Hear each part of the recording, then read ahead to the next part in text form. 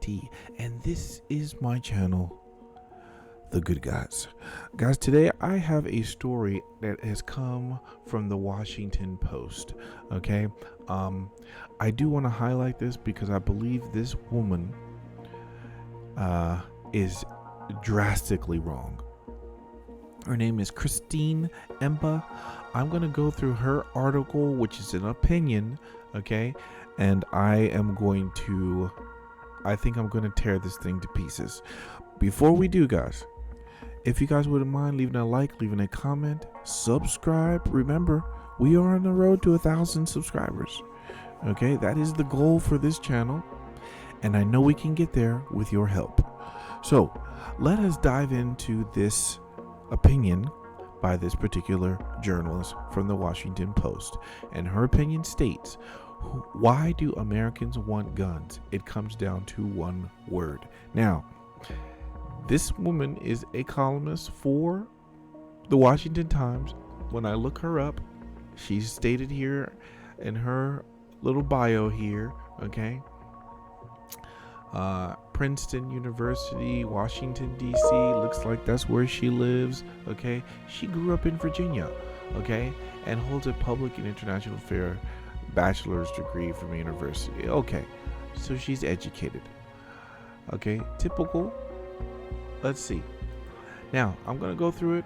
If you see to the side here, okay, she went to a gun show in Virginia, and this is what people were stating the reason why they were purchasing guns. Okay, if you see the overall what is highlighted here, okay, you see protect, you see protection. So it looks like a lot of people went to go get guns so they can be protected, feel protected, or anything that's associated with that word. And I don't have a problem with it. Okay, so let's start. This is here. At the nation's gun show in Chantilly, spirits seem high. People wandered from booth to booth. We don't wander, okay? We are observing, okay? And the scent of popcorn filled the air. It could have been mistaken for a state fair or weekend flea market were it not for the rows of weapons and accessories, gun parts, AR build kits, and body armor laid out on every surface. It's a fantastic sight. If you've never gone, you got to go. In fact, let me show you a picture of a recent gun show, okay? It says May Gun Show, and let's see what some images, what it looks like. There are rows of guns, guys. Rows of guns. It looks fantastic in my opinion. I love it. Okay, you go to one of these and you see so many guns. Okay, you can't. Maybe I should just go back to that. But you see so many guns here. Okay, and does it look like this? It actually does look like this. Guns everywhere. It is a fantastic sight, guys. Okay, I loved it when I go. I love when I go to a gun show. All right. You see so many things. Yeah, there's some things that repeat, but there are guns everywhere. It's fantastic. Okay, let me go back to this here. So if we go back to the story, it says here, it was easy to overlook one common emotion underlying the event: fear. Now, in my opinion, I think everybody is in fear for their life. Everybody could be in fear for their life when that time comes and they have to use a firearm. When that event comes, and if it ever comes, and God forbid if it does come, you need the most effective tool to protect yourself. Okay? Most effective tool is a gun. It will be a firearm. Okay? So for me, it seems like her tone already is a little disingenuous, okay? But let's keep going. It says here were weekend shoppers intently inspecting tools of death. So automatically, guys, her opinion has been snuffed out. It has been highlighted very quickly. She believes they are tools of death. I don't believe that. Guns can actually save people's lives. Okay? Why didn't she say tools of, why did she say inspecting life-saving tools? She could have said that too. Or, in most people's eyes, guns are tools anyway. But she didn't say that. Okay? It says here, moms testing the heft of handguns and fathers stocking up on ammo. When I asked attendees and sellers what gun ownership meant to them, most replied with the same word, protection. If I was there and she asked me, I would have said freedom. I would have said freedom. The Second Amendment. Okay? If we look at the Second Amendment, what does it mean? Okay? Necessary to be a free state. Okay? The right of the people to keep and bear arms. Okay? So I believe when somebody says to me, what does it mean to have guns? I would say freedom. That's my response. Okay? Protection is not a bad one. Okay? It's fine. All right? But she's mocking them for this, in my opinion. Okay? If we keep reading, it says the previous week had brought 3 high publicized shootings. Ralph Yall, a black teenager in Kansas City who was allegedly shot by an 84-year-old white man after he rang the doorbell to pick his young siblings. A 65-year-old man in an upstate New York allegedly shot and killed a 20-year-old man who accidentally pulled his driveway. And 2 cheerleaders in Texas were shot after trying to get into the wrong car after a practice. If we take the same week, guys, if we take the same week, we can find some self-defense shootings. Okay, take a look at this. This is from the Heritage Foundation. Okay, this lady Amy Swearer. Okay, she always comes out every I think it's every month with examples. Okay, and I got to tell you, there's a whole lot more than that. But check this out. Okay, in that same week she's talking about, guess what happened? We had an ex-boyfriend broke into a residence, assaulted a male resident with a knife, and the ex-boyfriend is charged with attempted murder and assault with a deadly weapon. But guess what? That particular person was able to use that gun and shoot the assailant. Okay? Look at here. Las Vegas. Okay? Fatally shot an armed man who tried to carjack him while fleeing from the police. He was able to shoot this man. It says here, homeowner shot and wounded a knife-wielding burglar who tried to stab him after being controlled. Now, I did check these links just beforehand. That's why they're pink here. Okay? But every one of these cases happened in the month of May. And I'm going to tell you, there are more cases. Okay? So why didn't she highlight these? People who used their guns in self-defense in the same week that she talked about. In my opinion, this whole portion that she's talking about is nonsensical. She should take this out. What is the reason for this? Other than to demonize guns, in my opinion. Okay? Now it says here, for all the talk of protection, gun violence is now the leading cause of death for children and teens in the United States. And this is bullshit. I'm not going to allow people to say that this is the truth, because it isn't. Okay? And I'm going to play somebody very famous. I believe you all know him. Okay? And he will explain it better than I can.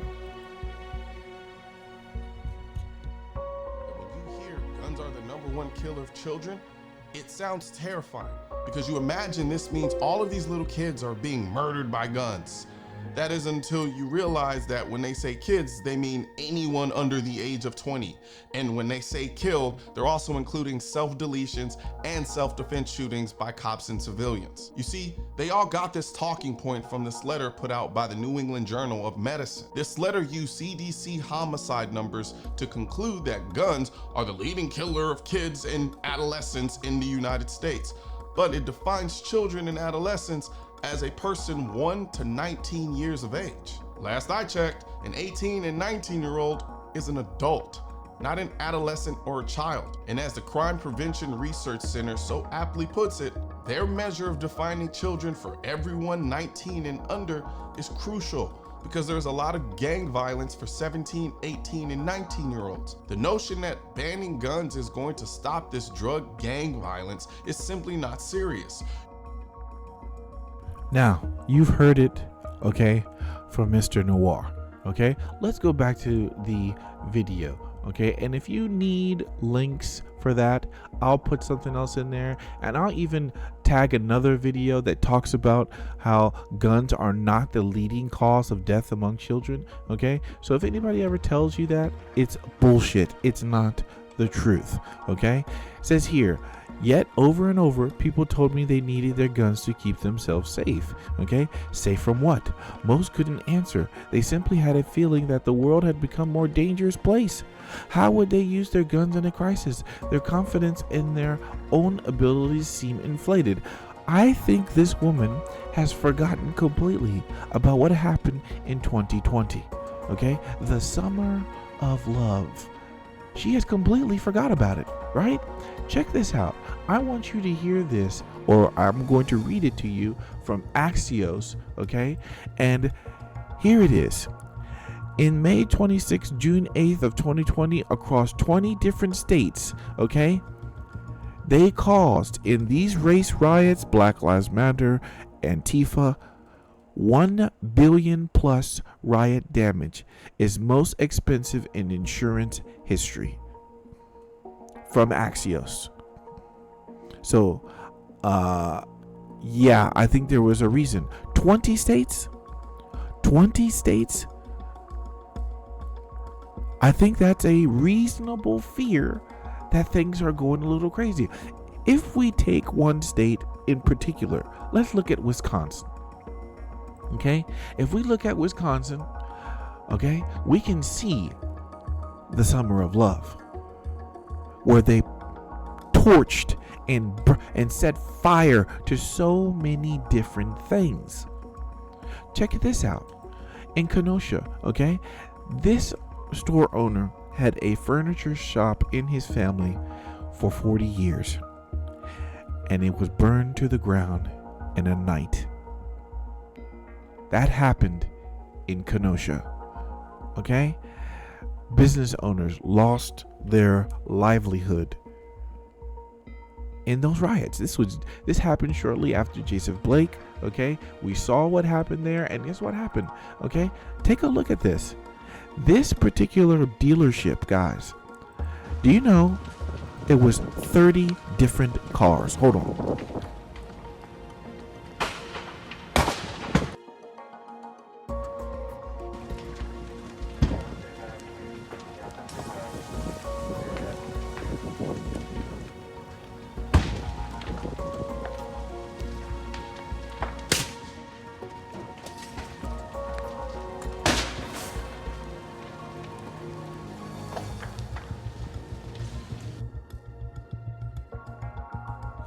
Guys, they burned over 100 cars.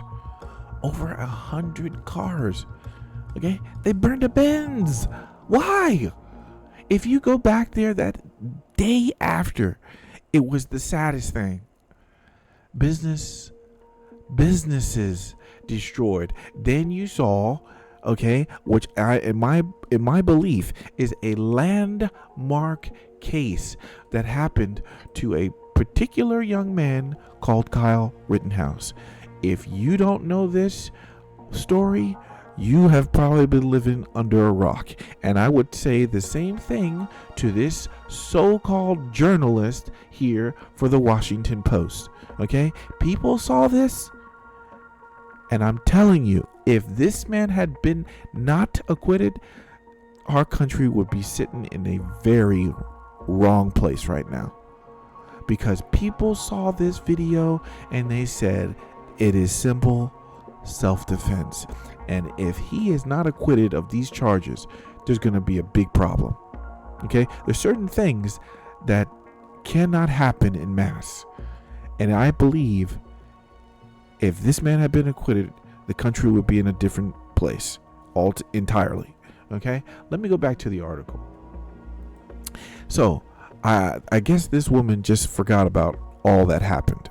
Okay, all the money spent, everything burning, people shooting all over the place. I guess she just, no, never mind, that doesn't matter. Okay, she says, safe from what? I mean, really? Okay, if we keep going, it says here, the manifested in the constant invocation of the word tactical, a gun industry buzzword used to suggest that buyers of weapons, body armor, and shooting courses will be able to engage with enemies like trained soldiers. In other words, a fantasy. Now, she's making fun of us, folks. She is making fun of us. But I'm going to tell you, check this out. In my opinion, what does the word tactical mean? Now, tactical is definitely a military term. There's no question about that. Okay. But when I hear tactical, I think of something called strategic. Something that's planned out, logical, okay, multifunctional in some cases, okay, and tactics. Those four things, that's what I think about when you say the word tactical. Now, when you hear of tactical shirt, tactical pants, that means that the pants have been well thought out and they may carry more gear than the average day jeans. Tactical shirt, you may have a shirt that's very what we call in the middle and in your chest area can accommodate a kit or a plate carrier. Okay, there's so many things out there people think about. Engineer, and yes, we use the word tactical, no problem. But I'm gonna say to you, there's nothing wrong with that. People have tactical purses. I know women do. There's a whole bunch of stuff in there that they can place in there. They have their whole life in there. We can always use that as tactical as well. But anyway, she is making fun of us, guys. There's some sticky notes here, okay, that you can, I'll read them. It says, everything in our society that we love or value, we protect with force. I believe that. Freedom, based human rights, an individual has a right for freedom to protect, defend, and if necessary, aggress themselves. Now it says here, her article, Republican leaders, including Virginia Governor Glenn Youngkin, have registered calls for increased gun regulation after shooting deaths, arguing that the root problem is mental illness. I don't know about that one, okay? But the paranoia that fuels gun buying has come to seem like a mental health issue on its own right. Really? Guys, if you see things burning around you, riots, of course you're going to think, you know what, I need to protect myself. Of course you're going to say that. And what is wrong with that? There's nothing wrong with that at all.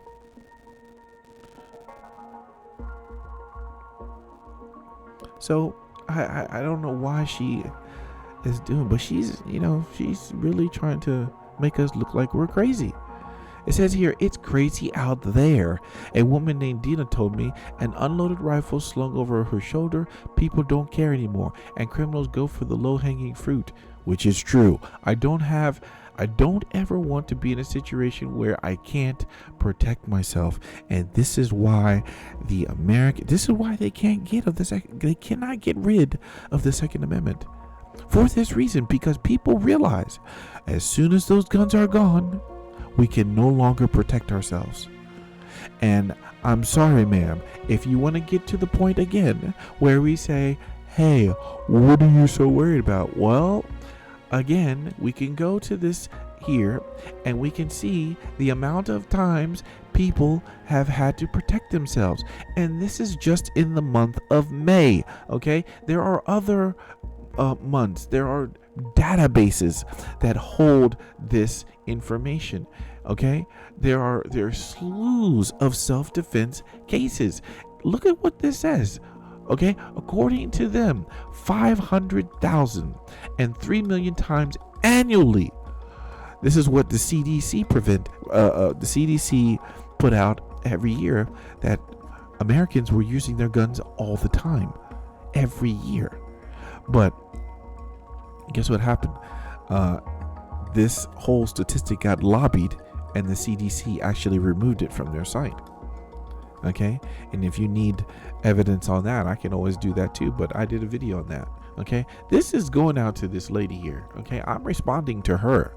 I know you guys will be able to see this, but I'm gonna send her this, and I would love to talk to her. Okay, I really would, because she is not only, in my opinion, making fun of us. There's some things in here that she just does not understand. Okay, check this out. It says here, a record high 56% of Americans believe that crime has increased in their area, even if reality is more complicated. Republicans in particular have grown sharply more concerned. Many Americans no longer assume that a stranger might be well-meaning, innocent, or harmless. Rather, the world is seen as an increasingly dangerous place. Incessant media coverage of violent events has encouraged this thinking, the gun show attendees told me, and poorly understood your stand your ground and castle doctrines.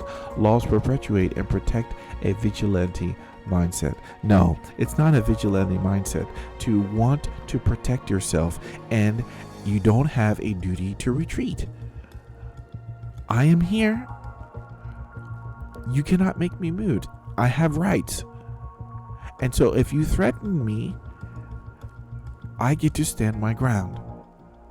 And castle doctrine from my own home, I can protect myself. It's very easy to talk about it. And I have to say, not only, I think she is just completely unaware. I think she lives in a bubble. Okay, so if you look at the rest of this, it says here, there's some sticky notes I guess she's put there. The only person that can protect me is me, and this is true. You are your first responder. Personal sovereignty. It says this, the means to defend myself and those I love from oppression, evil, and tyranny. Absolutely. 100%. Okay? Perhaps the most troubling aspect of gun ownership for protecting is the sharp-edged individualism. It implies an every man for himself mindset. Institutions can't be trusted, police will be unresponsive, and the government might one day turn on you. Your obligations are to yourself and your family. Guys, she is officially trolling us. I know I kept saying it, but she really is trolling us. Okay? This woman has failed to realize that during the summer of love, there were police calls that were unanswered. I remember in the city of New York, they were burning cop cars. And when they were burning those cop cars, people were calling the police. They said, hey, where are you guys? You guys gotta come out here. And then what did the dispatcher say? The dispatcher says, ma'am, the city is burning. What would you have us do? Or something to that effect. Okay? I cannot believe this woman has said this. She is completely in a bubble. Okay? And I'm going to tell you something. If I go back to what she says here about thinking it's a mental case and people having to go and get their guns, does she realize that the fastest demographic of people purchasing guns are black people? Hold on. If you don't believe me,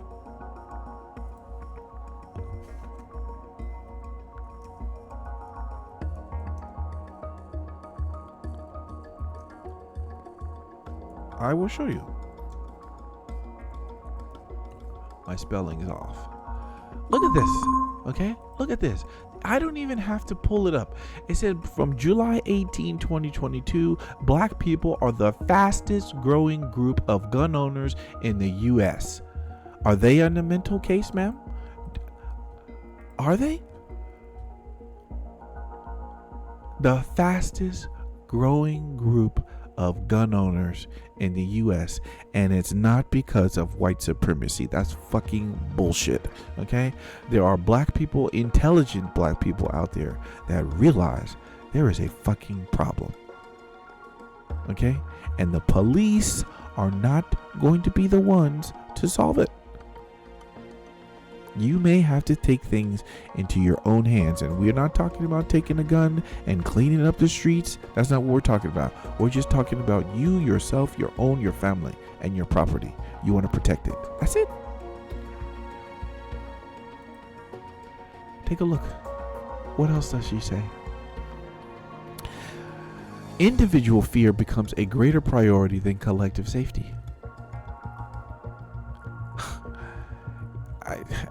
Increasing the number of guns in the system will almost certainly spell death for others, but at least your gun will keep you safe. Now, this woman, she is not only, she's supposed to be an educated woman, and I gotta tell you, she doesn't seem too bright to me, because we have debunked this, okay? In my opinion, the more guns you have, the more guns a country or a town or a city, municipality, whatever you want to call it, the more guns in that town, the safer it is. Okay? Now, how can we prove this? Well, let's look at one case here. If we look at Brazil, okay, and I covered this a while back, Bolsonaro, his plan was to create or lax or loosen the gun laws in Brazil when he became president. Okay, and he did that. Okay, but look at all the people that came out and said, what you're doing, you can't do it. That's wrong. Look at this. NPR said Brazil's high murder rate will get even worse if gun laws are relaxed. From The Guardian, they said the same thing. From New York Times, they said the same thing. From The Economist, they said the same thing. Al Jazeera, whoever the fuck they are, all these people said it. These are reputable people. Bloomberg said something, but guess what happened? The homicide rate dropped. Okay? At its highest. And look at his time in office. He said, and I repeat, go and buy a rifle, damn it. That's what he said. Bolsonaro. And because of that, his country had some well-deserved peace. It wasn't all 100%, but things visibly got better. And this woman has got the nerve to say that is not the case. Let's move on. Okay, it says here, you can't predict who is going to shoot someone. One ammunition salesman told me, it's just the nature of the evil world we live in, so I've got to be prepared. What is her sticky note says? Gun control is everyone having a gun. Okay. If everyone has a gun, people will think twice before being a bully or, what does that say? Committing a crime. Okay, it's hard to read that sticky note. Okay, and I agree, guys. There's a thing called peace through strength. If somebody realizes you're a big burly dude and they think that you may be able to crush them with your bare hands, they are less likely to mess with you. We know this from school. Even though they are continually trying to take that out of the schools, but we know this. We know this. So it makes sense. It says here, today there are about 393 million privately owned firearms in the United States. In my opinion, I think it's double this, guys. I mean, you know what happens usually? When people realize that another president is getting office, especially a Democrat, they go out and buy, for the first time, they go out and buy guns, right? But then they don't count for the people who already have guns. What they do is they actually go out and purchase more guns, and then they purchase more ammunition. Okay, they stock up. That's what usually happens. I know that's what I did when President Obama came to power, and then even when President Trump came, I did the same thing. Okay, oh yes. Okay, I didn't like too many of the things that he was talking about, and then he said that ban on the bump stock. I said, come on, boss. Okay, so yes, but I gotta tell you, It's this lady is something. Today there are about 300 privately owned firearms. Yes, according to an estimate by a Switzerland-based survey. In other words, 120 guns for every 100 Americans. There's a very famous quote where they said, "No one would even dare to invade the United States because they would find a gun behind every blade of grass." I love that. I love that quote. Okay. Anyway, in other words, 120 guns for every 100 Americans. That's the highest rate of any country in the world, and more than double that of the next country on the list. The gun owners I spoke to were open to some violence prevention measures. They suggested mandatory training courses. I disagree. I don't like mandatory training courses. I have no problem with training courses, but do not make them mandatory. Raising age limits, I'm not for that either. I think at 18 years old, and even if you're younger, 16, 14, 15, even 11, if you demonstrate a propensity for firearms, you should be able to carry. I don't want kids walking around with guns. That's not something I want, but I will tell you, there are children that have used firearms to protect their family members, to protect their siblings, to protect their parents and themselves. Okay, it says here, for gun buying or cracking down on dealers who sell to people not legally allowed to buy guns. I will tell you, folks, this particular woman, she doesn't know what she's talking about. She really doesn't. Okay, it says here, but no one was willing to give up their own weapons. I wouldn't be either. They would rather open the floodgates, as one shooting instructor put it. If everyone has a gun, theory goes, everyone will be more careful. I agree. If the side effect is a private arms race in a country already flooded with guns, so be it. I agree. Over and over again, I heard the NRA approved phrase, an armed society is a polite society, but guns might be leading us to give up the concept of society altogether. Bullshit. It ensures it. Okay? It ensures it, and it keeps society free. That is what guns do. So she is wrong. She is wrong. And I'm going to send this to her. I'll send it to her Twitter. I'll send it to her email, wherever I could do. But this woman is drastically